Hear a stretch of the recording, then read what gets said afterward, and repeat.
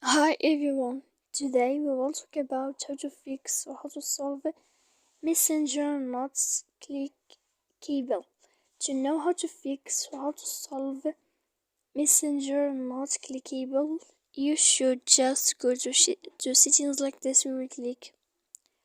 After that, in this page, you will go to apps, default apps, app settings.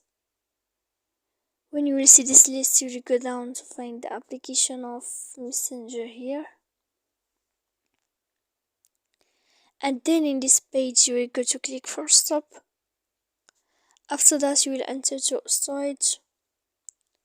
When you will see this page you will click clear cache. Then you will go to click clear data.